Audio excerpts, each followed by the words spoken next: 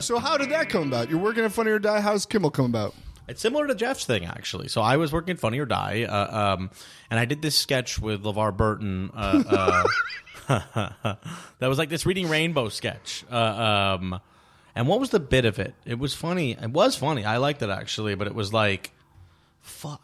I can't even like remember what the actual. You've done so many. How can you? I mean, but I remember how it ended. It was like, okay, so take a look. It was the Reading Rainbow theme song, right? Yeah.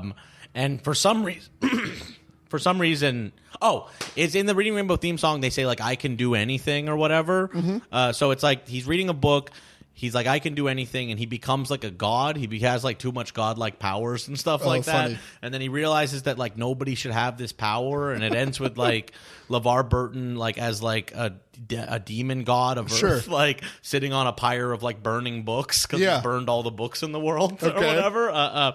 So anyways, they were doing a bit that was similar to that, a parody. I guess Josh Holloway, the writer at Kimmel, not the Lost actor. Yeah, I was gonna say. If you did watch last night's episode, he was also appeared on Josh Holloway's segment.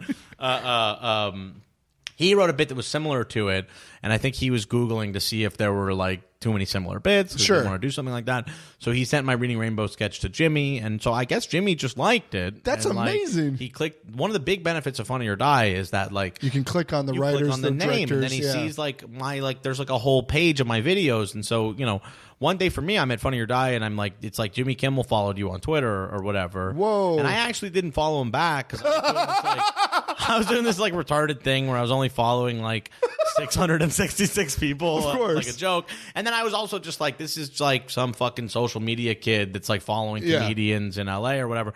But then I realized the next day I was like, oh, this is like Jimmy Kimmel Proper's account, not like the show's account. Like, so I followed him back, and he sent me a message. He was like, I watched a lot of your videos, and like, I would like to meet you. Come over for a meeting or whatever. Wow! And I met with him, and he was nice to me. And then I didn't hear anything for like a month. This was like right when they were having Jane, actually. So then they were having what? Jane, baby Jane. Their baby. Okay, gotcha. So I think that what was happening, I was like, oh shit, they had a baby and all this stuff. And then after a month, I met with Molly McNerney, his wife, the head writer. Yeah, and Danny Ricker, the other head writer over there at the Roosevelt, and.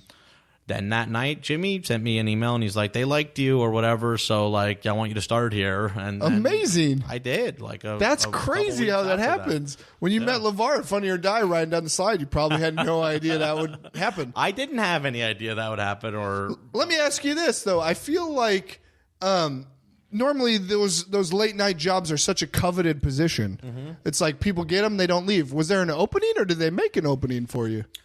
Do you know? I do know.